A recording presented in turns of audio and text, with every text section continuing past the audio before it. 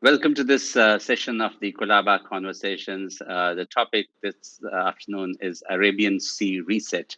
Are we really seeing a reset in the year 2021? It's by all accounts been quite a remarkable year.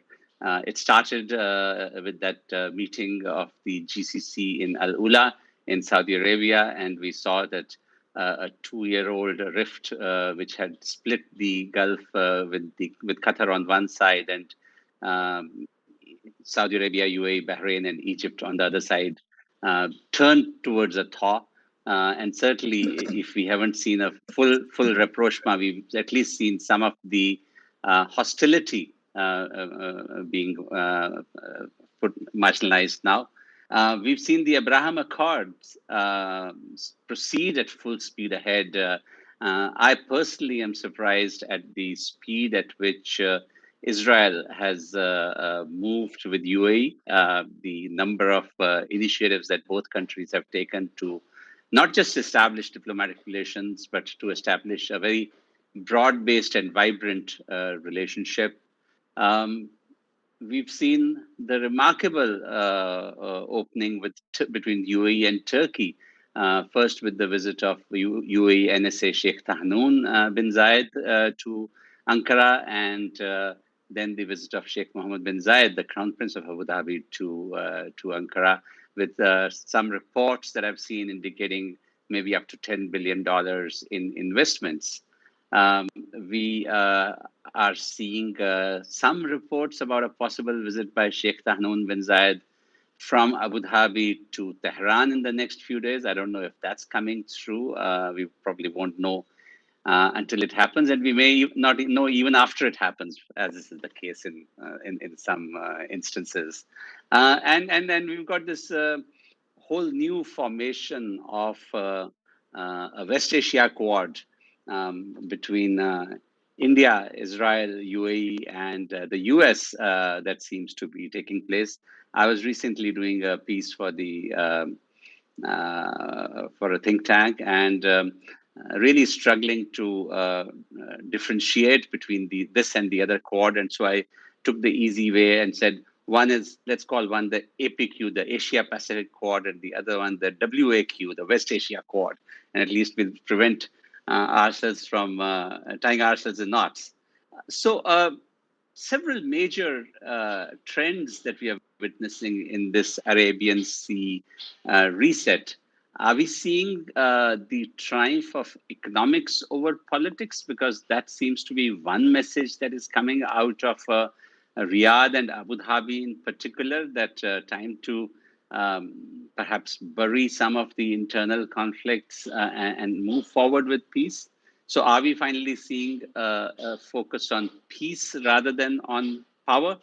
Um, those are just a few of the questions mulling around in my head as I was looking at this session.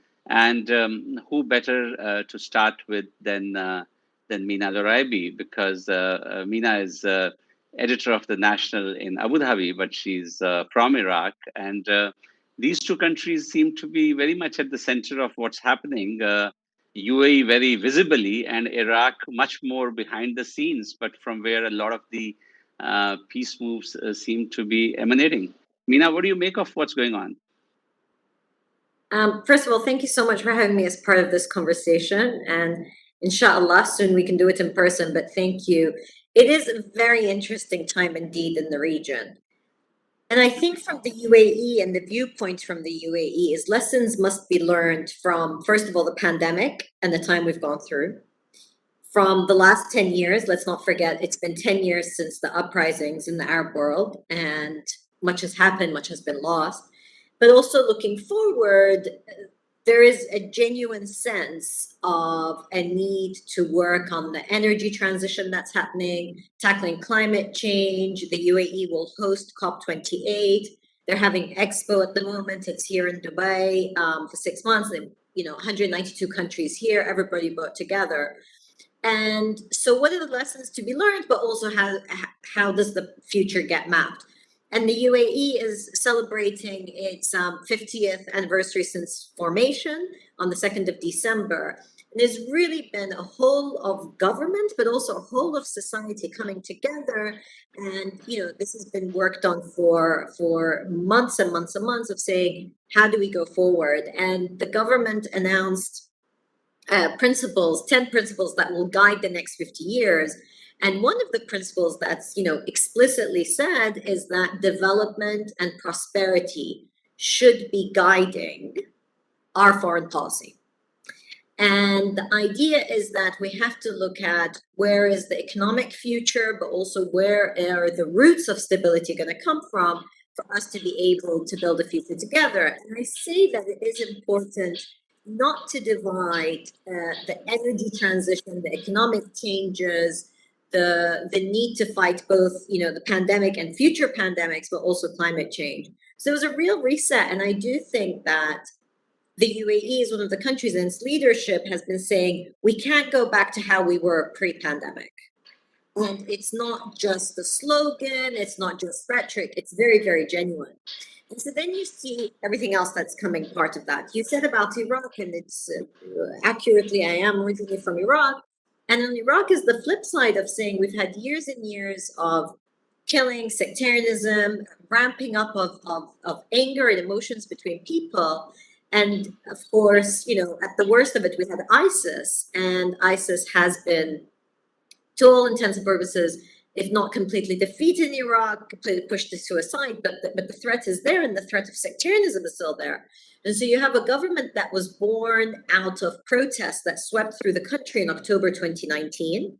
Protests are continuing even today in the Kurdistan region of Iraq, so there are genuine protests. The protesters are largely young people who are saying we want a nation that can actually function and that roots out corruption, roots out external intervention and interference and nefarious interference, and largely the complaint, of course, about Iran. But the two, the themes that are coming from this is legitimacy through competence. People want to see competent government. They want to see politics that's actually delivering results. And so you see that change happening in different ways. I don't want to take longer because, of course, we have much to talk about, but absolutely the visit of Sheikh Mohammed bin Zayed, Crown Prince of Abu Dhabi, to Turkey was one of those moments where you say, okay, this is a coming together and looking at what are the opportunities. And much of the discussion was about economics, what are the potential deals, what are the markets there, and how does that become a grounding in which you can get peace. And let's not forget, for the European Union, famously steel and coal became the groundwork that could actually bring peace to Europe. Maybe, not to be too optimistic, this could be a similar moment. Oh, so, Mina, let me provoke you a little bit of follow-up before moving on. For the last several years, almost a decade, we've heard that the big split, in a sense, was those who espoused the cause of quote-unquote political Islam, the Muslim Brotherhood, other similar organizations, and those who wished to take a more, again, quote-unquote secular or neutral approach to religious matters when it came to politics. And that was the underlying thing where you saw Turkey and Qatar in particular take one position, and UAE, Saudi Arabia, others taking another position. In the thaws that we have seen post Al-Ula, and now with Sheikh Mohammed bin Zayed's visit to Turkey, do we see any changes in that rift, or are we simply, for now, burying those issues under the carpet and saying, we can't deal with these right now, let's move ahead with other economic issues?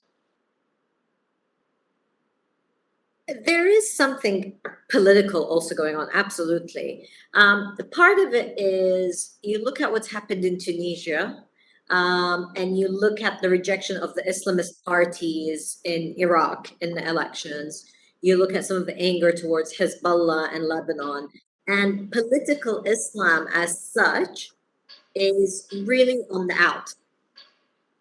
On the contrary, and what's worrying is you've had the Taliban sweep into power in Afghanistan. And so you worry if armed militants start to say, rather than do politics, let's do armed confrontation. And so it is really important to have a repositioning politically.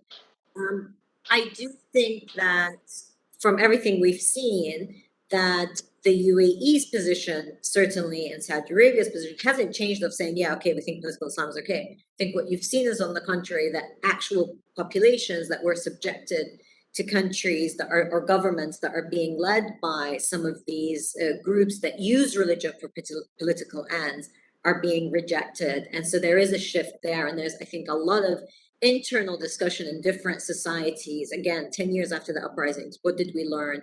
What have we benefited or not? Right. So usually when we talk about the Gulf and the Arabian Sea and resets, the elephant in the room is Iran.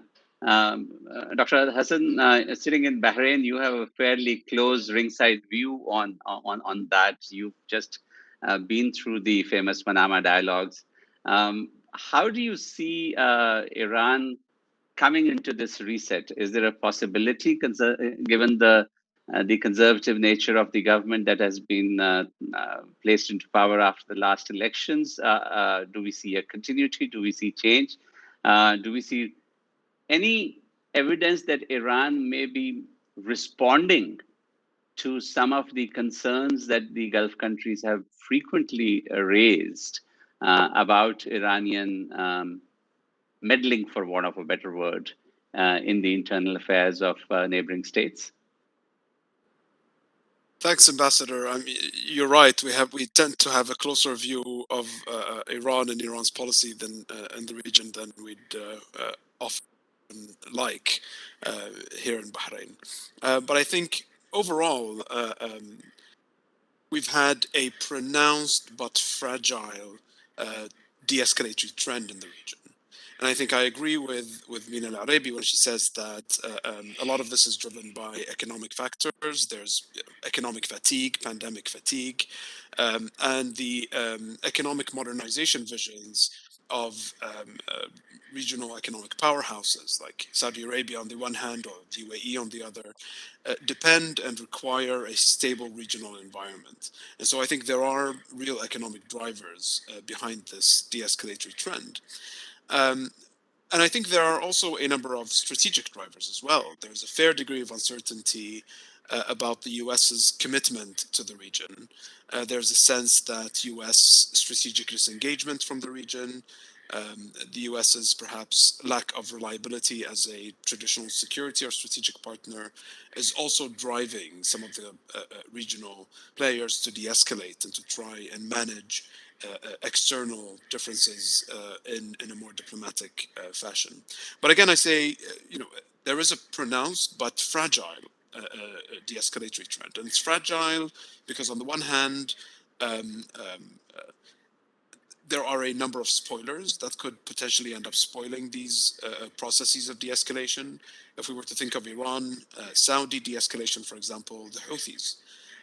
The Houthis and the Ansar Allah movement in Yemen clearly don't have an interest in seeing the Iranians and the Saudis agree over their heads, so to speak, on a potential way forward in Yemen or on limiting Iran's support for the Houthi militants in Yemen.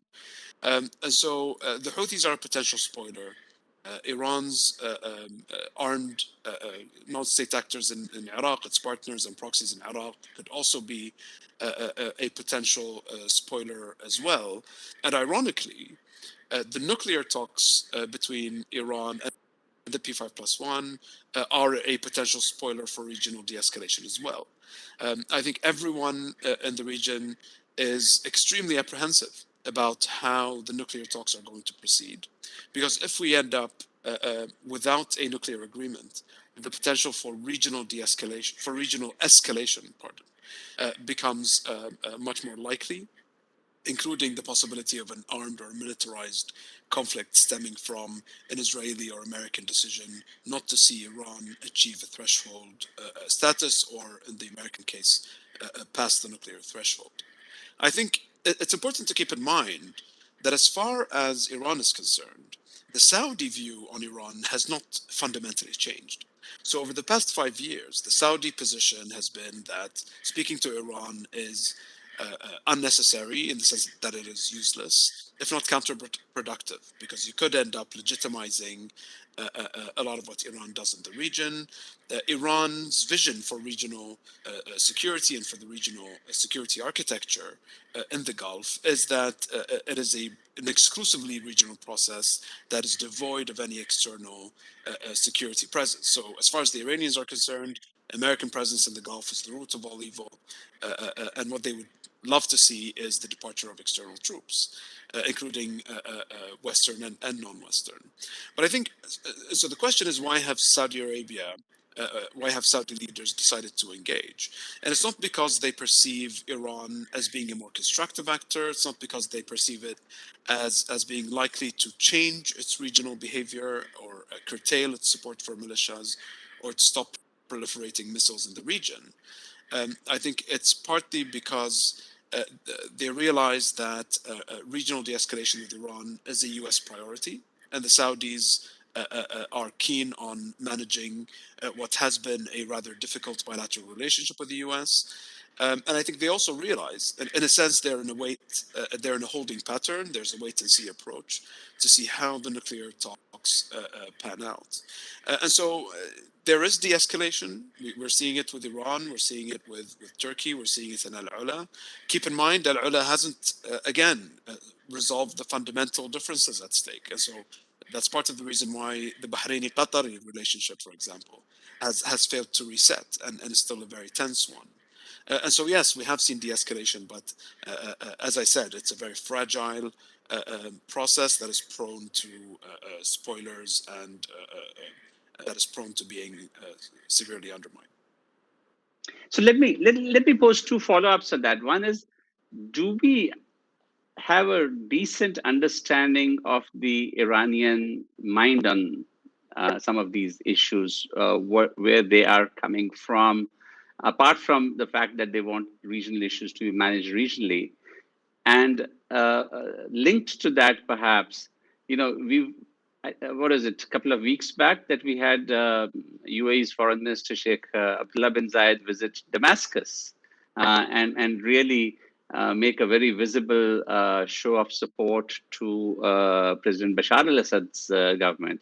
And you'll have this unusual situation now of UAE and Iran on the same side in support of the Assad government. Are there any straws in the wind there? So I'm not an Iran specialist, but I do look at Iran insofar as Iran's foreign policy impacts on its relations with the Arab Gulf states. I think Iran's, as you mentioned, Ambassador, Iran's view of regional security is that this should be an exclusively regional process that is devoid of external presence or involvement. I think that's a big, because the Iranians have been explicitly clear that the presence of foreign troops is, in their view, the root cause of regional instability in the Gulf. So that's a very big theme of Iran's approach to regional security. I think the other is that the Iranians really want to keep the regional and the international tracks completely separate. And so they want to engage with the P5+1 in an international setting in Vienna on nuclear issues in a way that is entirely exclusive of any regional presence. And so the Iranians have pushed back against the demands of the Arab Gulf states to be included in in the nuclear talks with Iran. And at the same time, they want a regional track of speaking to the Arab Gulf states that has absolutely no international involvement. So they're really keen on separating entirely the international from the regional processes. And I think that shapes the way that they engage with the region. Whereas from the Arab Gulf perspective, it's almost entirely the opposite.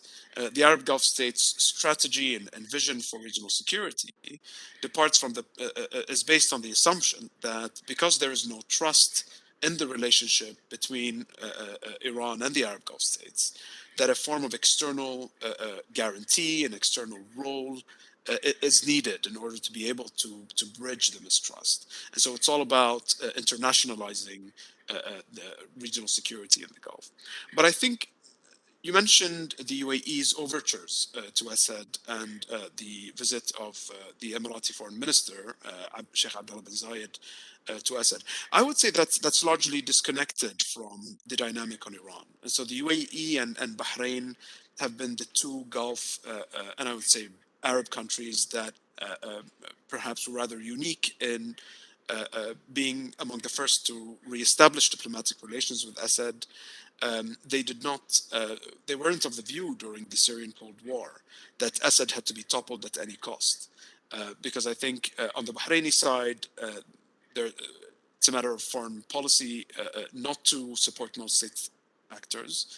And I think on the Emirati side, there was a reluctance to see political Islamist groups that form the bulk of the Syrian opposition, toppling an Arab state in Syria.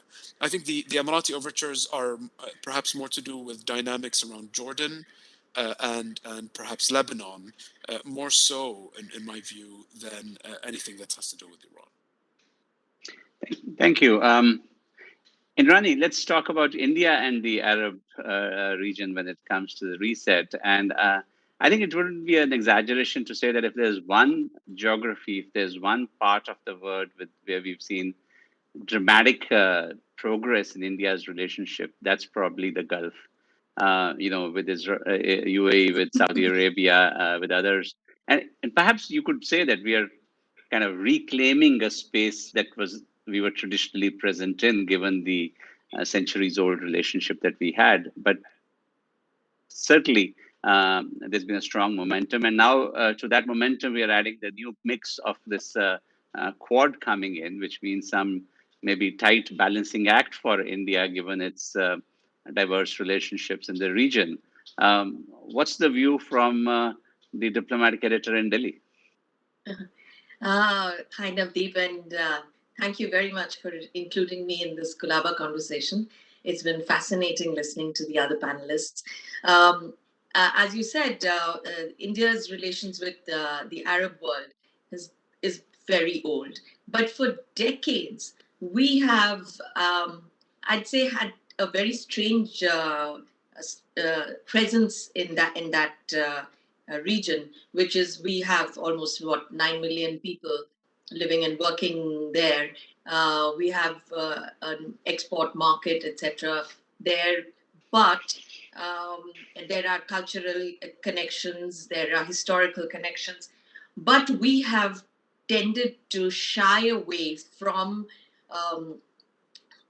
getting into this region and becoming or having to make a choice on the fault lines of the region or on sectarian lines, given our relations with Iran. But also, I mean, it's not just Iran versus the Arab nations, it's a whole lot of other stuff. And we did not, given the fact that we have such a large and diverse Muslim population, previous governments were very hesitant to get into that region. Also the geopolitical context then was very different. But we've seen a complete turnaround, as you said, and you were partly responsible for a lot of it.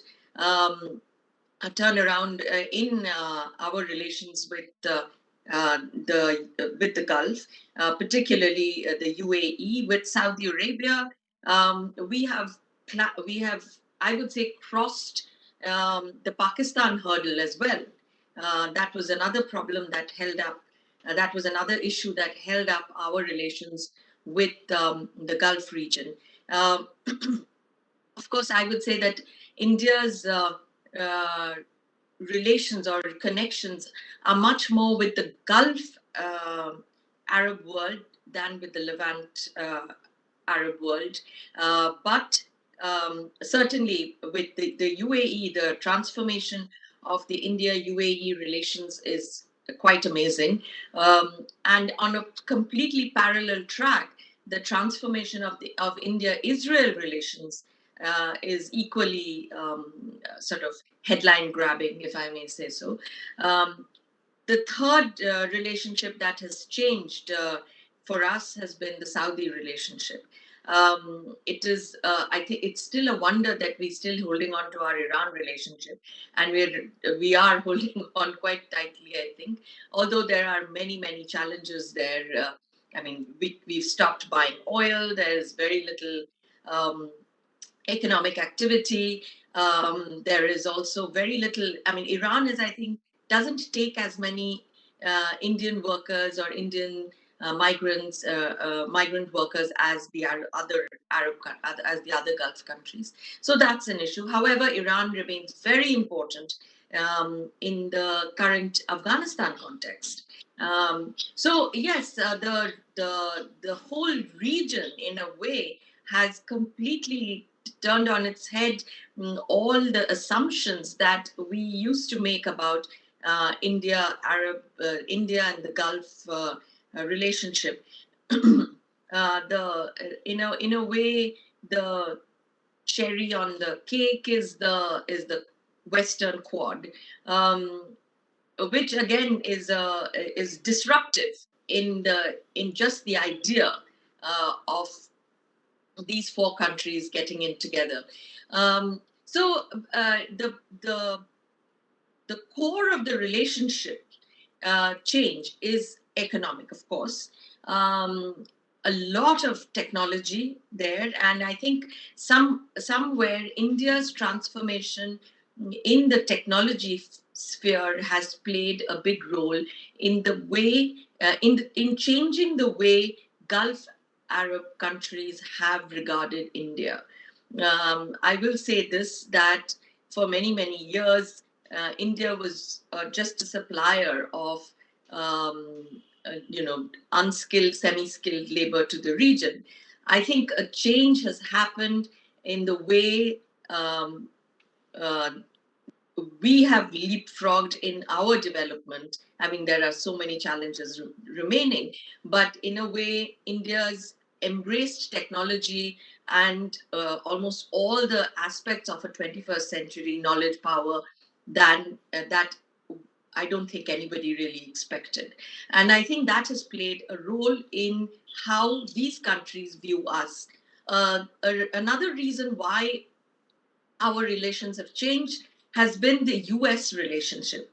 Whether the US disengages substantively from the Middle East or not, the fact remains that India's relationship with the US, which underwent its own transformation, has played a role in India's um, presence, a footprint in the Gulf, and in the way the Gulf uh, countries approach India.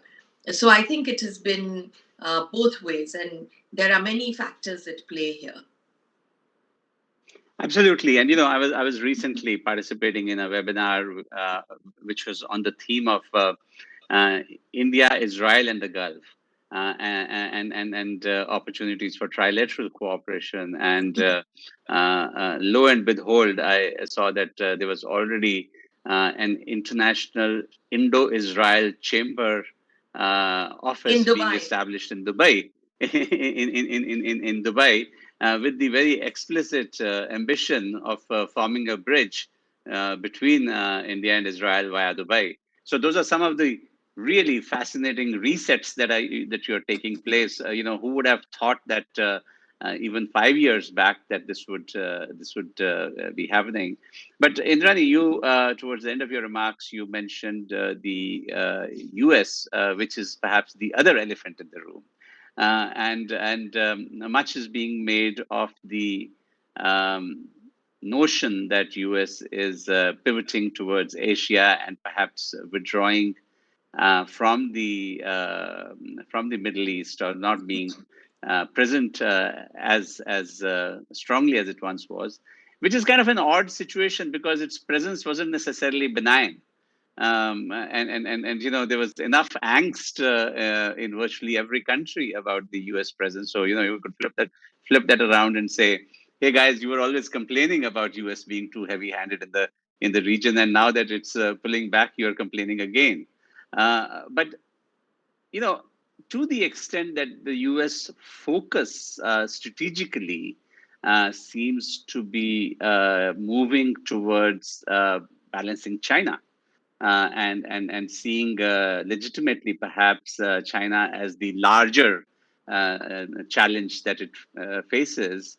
Are we also seeing the beginning, a very nascent beginning of Middle East being an area of contestation between the U.S. and China?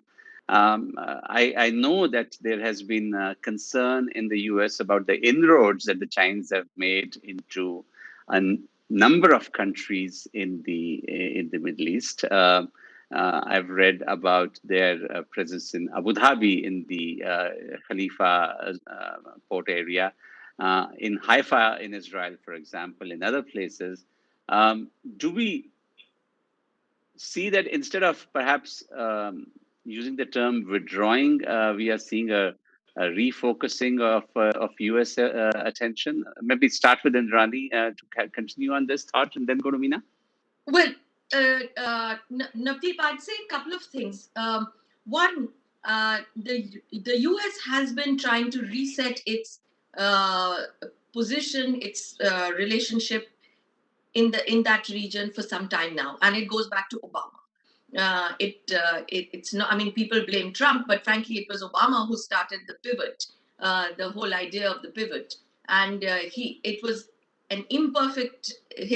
He never went beyond a nuclear deal with Iran. But I think what changed fundamentally has been the US's reduced dependence of energy from in the Middle East. And at a previous Manama dialogue, I remember I interviewed the Saudi energy minister who was scathing about the whole idea about shale, and said that the US will just come right back to us and forget all about it. So, but things have changed. Things have changed substantially since then. And I think that has been one of the drivers of US reduced engagement in the Middle East. China is certainly a big factor. There has been a lot of criticism within the US for years that it has wasted blood and treasure in Afghanistan in a losing war, sort of leaving the spaces open to China. And China is now more than normal competitor. I mean, it is way bigger than Russia as a competitor to the US. But I don't see the US completely withdrawing or disengaging from this region, because they have very old and very important stakes in this region. And I would say that in a way, the US is trying to re-enter the region in a different avatar. If they had to go head to head with China in terms of economic engagement or economic sort of commercial projects, etc., they would lose, because they're fundamentally different systems. The Chinese bring the entire power of the state to bear on a developmental project or an economic project anywhere in the world. They undercut shamelessly. There is in terms of price, in which the US nor any market economy can do this. And we face this problem when Indian projects go head to head with Chinese projects in Africa, say, or in Latin America, or in South Asia.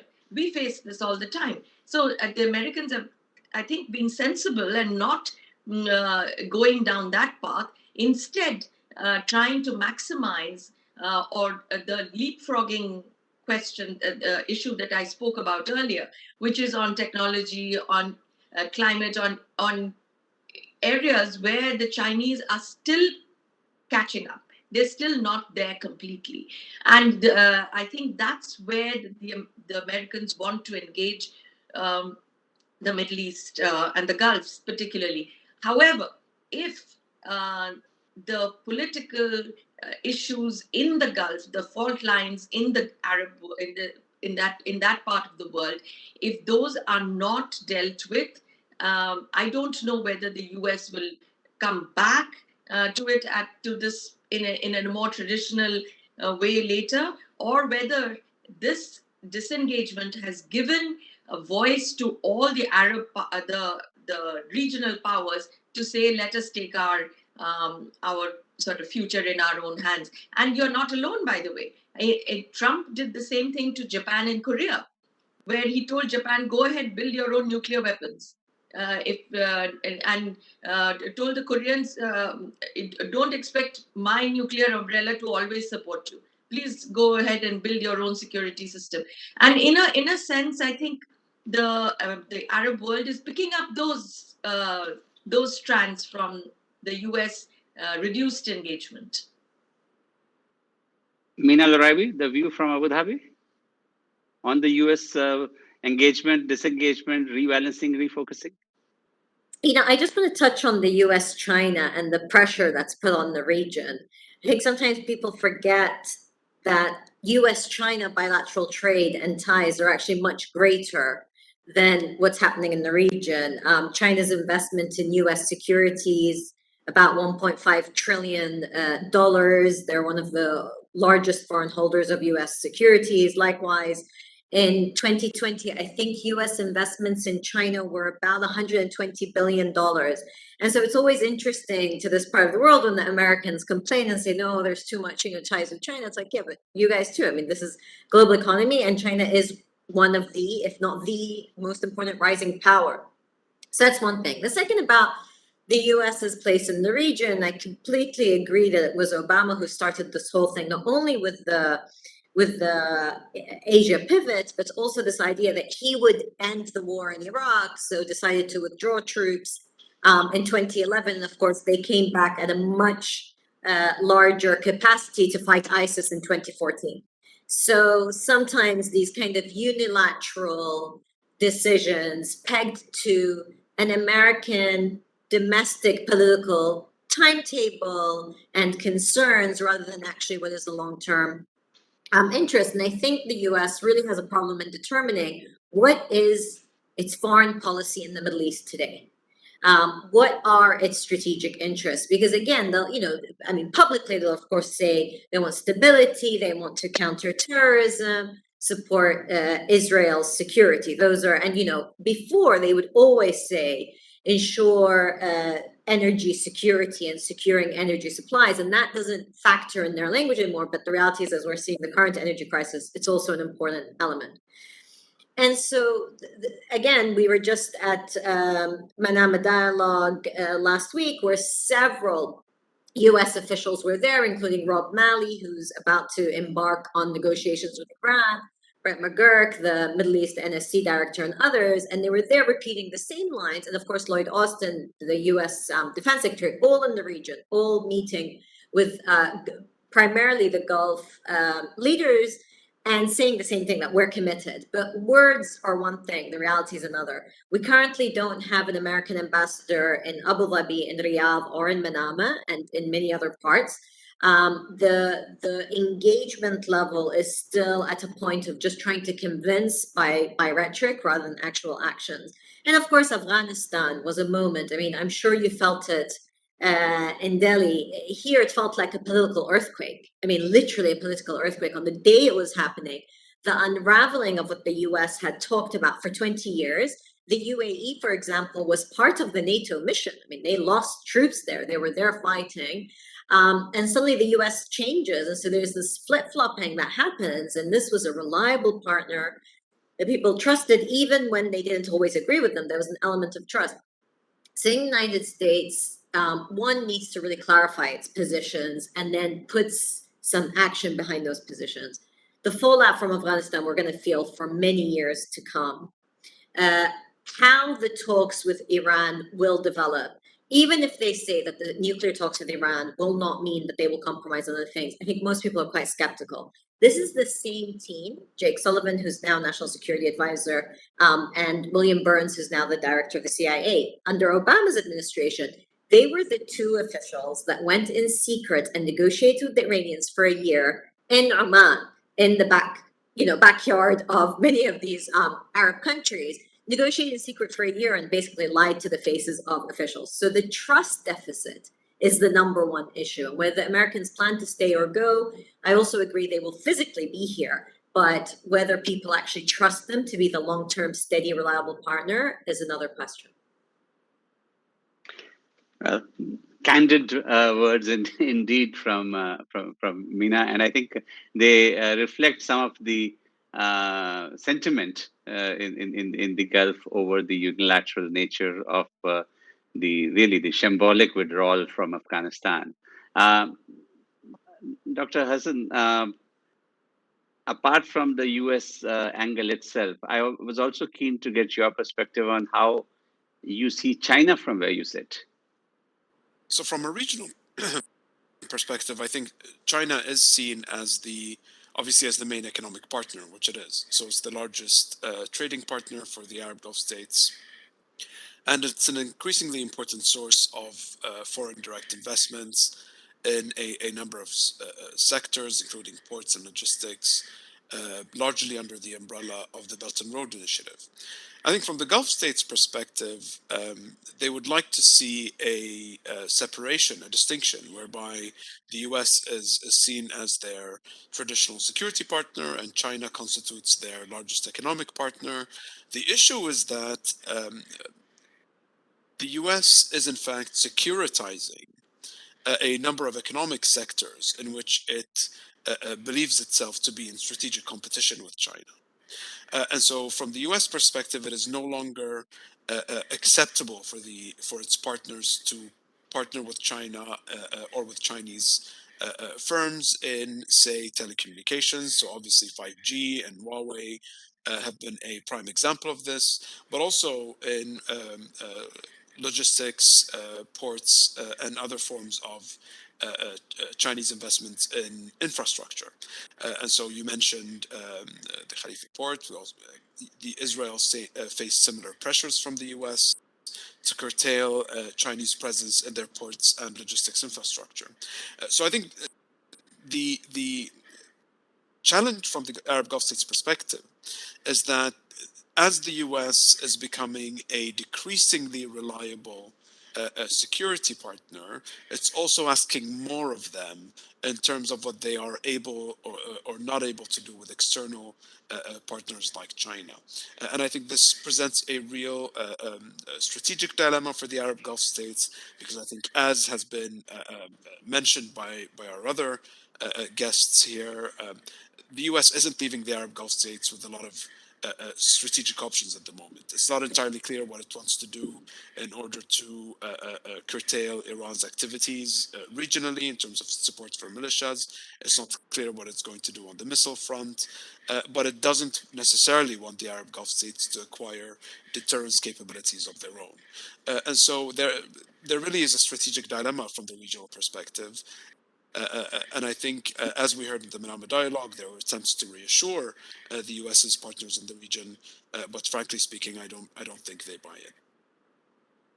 Yeah, so I think there's probably a consensus around the panel that we are witnessing monumental changes in the region, whether they are ephemeral, whether they are there to stay.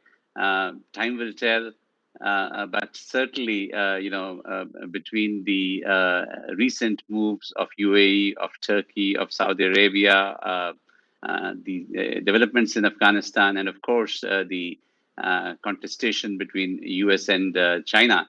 But what I can say for sure is that you will probably see a very rapidly growing engagement between India and the Arabian Sea countries, between India and the Gulf. And with that, let me thank all the panelists, Indrani, Bagchi, Mina, al-Oraibi, Dr. Hasan, Alhasan, for joining us for this round of the Colaba Conversations. Thank you very much.